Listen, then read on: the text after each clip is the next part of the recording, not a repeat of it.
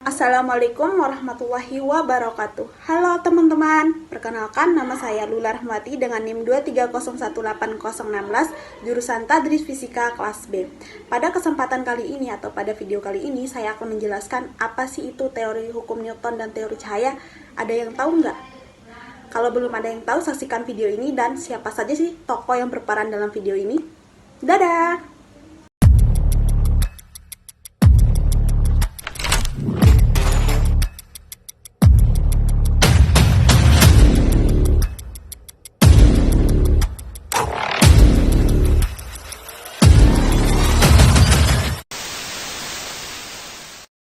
Oke, standby, kamera ready, sound ready, 3, 2, 1, action!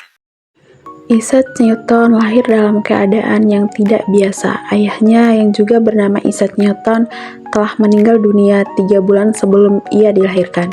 Ia datang ke dunia sebagai bayi prematur pada tanggal 4 Januari 1943 menurut kalender Gregorian atau 25 Desember 1642 menurut kalender Julian yang digunakan di Inggris pada masa itu, membuat banyak orang menganggap bahwa ia lahir tepat di hari Natal. Kondisinya saat lahir sangat memprihatinkan, tubuhnya begitu kecil hingga dikatakan biasa muat dalam wadah berukuran 1 liter. Namun, meski lahir dengan kondisi yang lemah, Newton kecil berhasil bertahan hidup. Ia dibesarkan oleh ibunya Hannah Isaac di sebuah desa kecil bernama Woolsthorpe di wilayah Leicestershire, Inggris, tempat yang kelak menjadi saksi lahir salah satu pemikir paling berpengaruh dalam sejarah ilmu pengetahuan. Kemudian, ibu Newton menikah dengan pria lain. Saat itu, Newton tumbuh dengan menyimpan kemarahan dan luka batin yang mendalam terhadap ayah tirinya, bahkan terhadap ibunya sendiri, karena meninggalkannya demi menikah lagi. Ketika Newton masih kecil, ibunya menyerahkannya kepada neneknya dan pergi bersama suami barunya, meninggalkan Newton merasa ditelantarkan. Pada usia 19 tahun, Newton menuliskan sebuah pengakuan pribadi yang mengungkapkan sisi emosional terdalamnya. Dalam catatannya, ia menyatakan bahwa pernah mengancam akan membakar rumah dan membunuh ibunya beserta keluarga barunya. Ungkapan itu muncul dari perasaan ditolak dan kehilangan kasih sayang ibunya yang kini lebih fokus merawat 3 anak dari pernikahan keduanya. Ketiga anak itu, Jimin, Benjamin, dan Anna adalah saudara tiri Newton, dan baginya mereka adalah simbol dari kehilangan dan ketersaingan dalam keluarganya sendiri. Meskipun masa kecilnya penuh dengan penderitaan dan konflik emosional, Newton berhasil bertahan dan melewati semuanya. Bahkan di usia muda ia sudah mulai menunjukkan tanda-tanda kejeniusannya. Ia senang merakit benda-benda, membuat berbagai alat sederhana, dan mengamati dunia di sekitarnya dengan rasa ingin tahu yang luar biasa. Sebagai seorang bujangan dan tentu tidak memiliki keturunan, Newton sebelum kematiannya telah melepaskan seluruh harta miliknya kepada kerabat-kerabat terdekatnya, sehingga dia tidak perlu meninggalkan wasiat apapun setelah kematiannya. Sementara itu, makalah Newton yang berjumlah 10 juta kata akhirnya diserahkan kepada John Coote, kerabat sekaligus penerus intelektualnya, dan Katrina Barton, keponakan sekaligus orang terdekat Newton pada masa tuanya. Di sela-sela prosesi pemakamannya, sebuah topeng kematian Newton dibuat oleh seorang pematung asal Venesia bernama John Michael Roberts. Topeng ini kini disimpan dan dirawat oleh Royal Society di London, dan bahkan sempat dibuat versi cetak 3 dimensi pada tahun 2012. Setelah kematiannya, sebagian rambut Newton diperiksa oleh para ilmuwan. Hasil cukup mengejutkan, ditemukan kadar merkuri yang tinggi. Hal ini diyakini berasal dari eksperimen-eksperimen alkimia yang ia lakukan secara diam-diam selama bertahun-tahun. Sebuah sisi lain dari Newton yang jarang dikenal publik, dari sekitar 10 juta kata yang ditulis Newton dalam berbagai makalah dan catatannya, sekitar 1 juta kata diantaranya bahas tentang alkimia. Meskipun banyak dari teks tersebut merupakan salinan dari manuskrip kuno, Newton menulis ulang dan menyederhanakan dengan bahasa sendiri, mencerminkan betapa seriusnya ia menekuni bidang ini. Tulisan-tulisan alkimia Newton seringkali membingungkan bahkan oleh para peneliti modern karena dipenuhi oleh simbol dan istilah metaforis. Namun pada tahun 1888, seorang peneliti bernama B.J.T. Dobbs menghabiskan 16 tahun untuk menyusun katalog dari karya-karya alkimia Newton. Proyek ini membuka jalan bagi studi ilmiah terhadap sisi esoteris pemikiran Newton yang semula dianggap tabu atau tidak relevan. Warisan Newton bukan hanya terletak pada hukum gravitasi atau kalkulus yang ia kembangkan, tetapi juga pada kompleksitas pikirannya, gabungan antara rasionalitas ilmiah dan pencarian spiritual yang mendalam. Analisis Newton terhadap buku ini yang dibuat di Cambridge melindungi dirinya dari infeksi wabah pes yang menyerang London pada tahun 1665 hingga 1666 adalah pernyataan tertulis paling pokok dan tepat yang meragukan Newton tentang wabah tersebut. Newton bahkan menulis bagaimana cara melakukan terapi dan pengobatan musuh pada wabah pescita dengan menggunakan katak. Selain tentang alkimia, warisan paling populer yang ditinggalkan Newton adalah insiden buah apel dan teori gravitasinya. Newton sendiri semasa hidupnya sering bercerita bahwa dirinya terinspirasi untuk meneruskan teori gravitasi dengan menyaksikan jatuhnya buah apel dari pohonnya.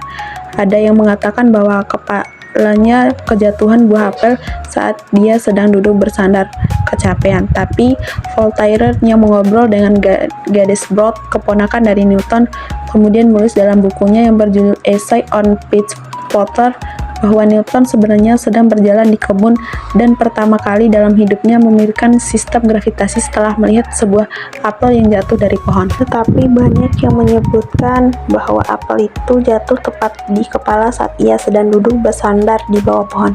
Tapi penulis dari filsuf Prancis, Voltaire, yang pernah berbincang dengan Carter-Bart, keponakan Newton, menuliskan dalam buku Essay on Peach Potter bahwa Newton sebenarnya sedang berjalan di kebun ketika ia melihat apel jatuh. Momen sederhana itulah yang membuat untuk pertama kalinya mengapa apel selalu jatuh lurus ke bawah, mengapa tidak ke samping atau ke atas.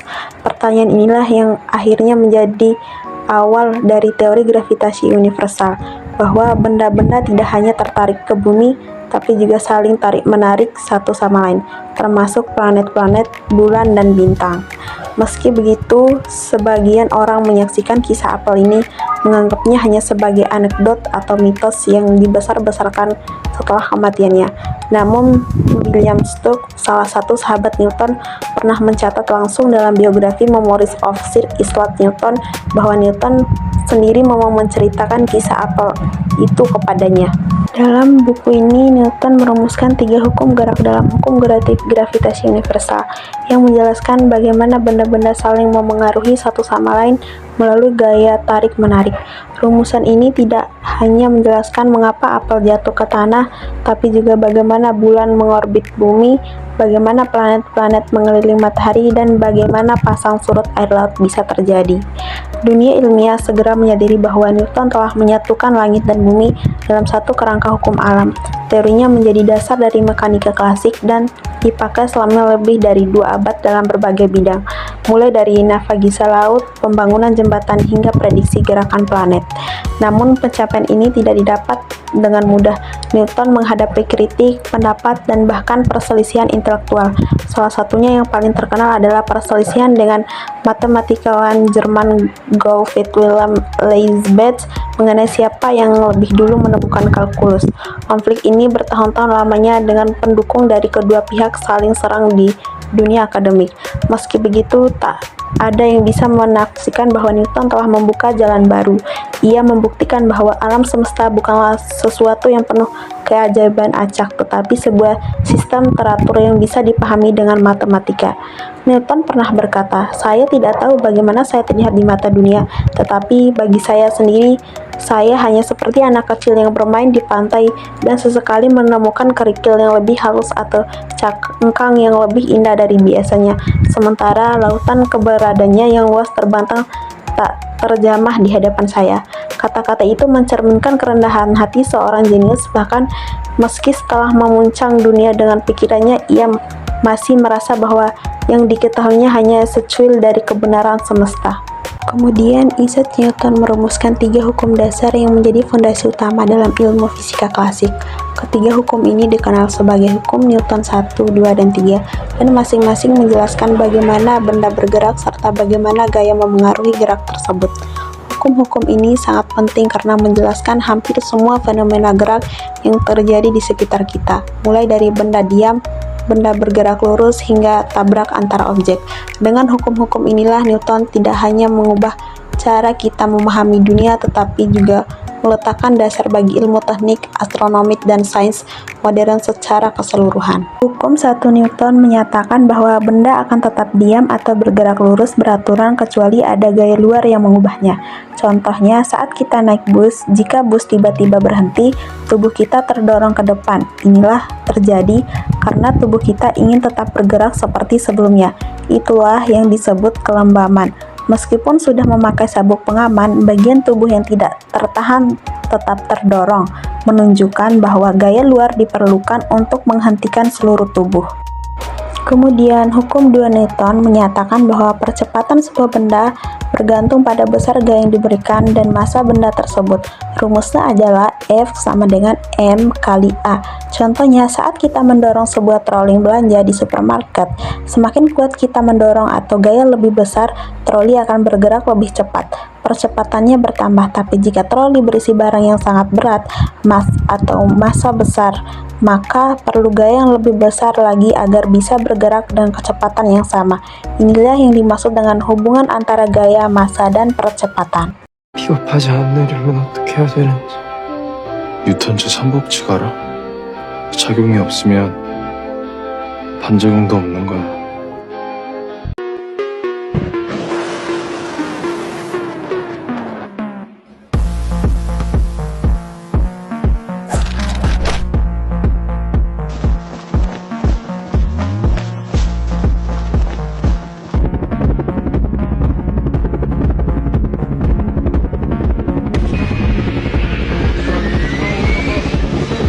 Motions too. In other words, what is time? When we describe motion, we do so as a function of time. 10 meters per second, 100 miles per hour. Is time universal? In other words, is there an audible tick-tock throughout the galaxy? Nah, pertanyaan dari Einstein ini ditemukan jawabannya pada cahaya. Cahayalah yang membuat Einstein pada akhirnya berpikir bahwa waktu pun relatif. But you and I both know that time can't move at different speeds.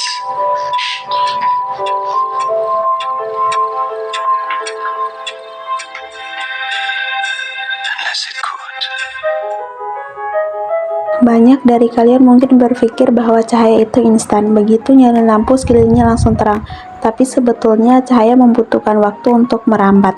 Karena itu cahaya punya kecepatan. Tapi ada yang aneh dengan kecepatan cahaya, dan itu membuat fisikawan bingung.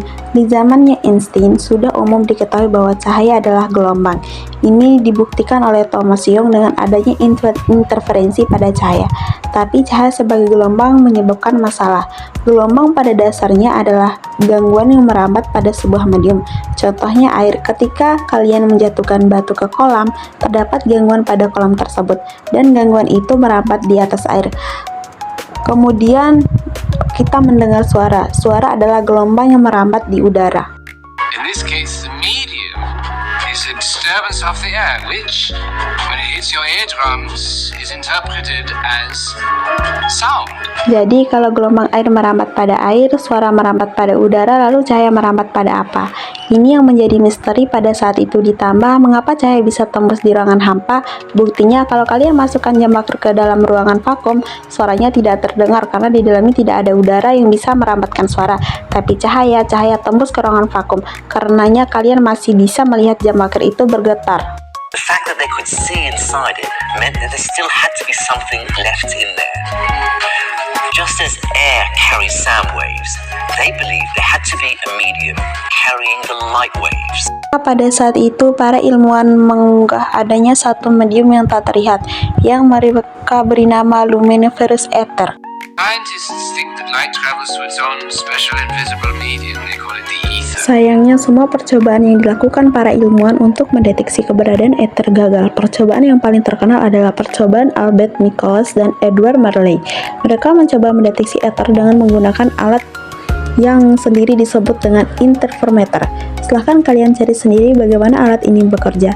Tapi yang pasti melalui alat ini mereka tidak membuktikan bahwa ether itu ada.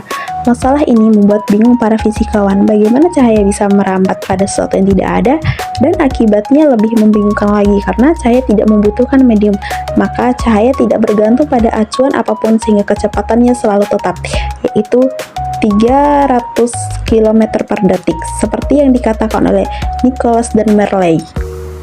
But it's a safe bet that, given the scientific consensus at the time, they were convinced that the ether really existed. So they'd have been sure that they would have found light traveling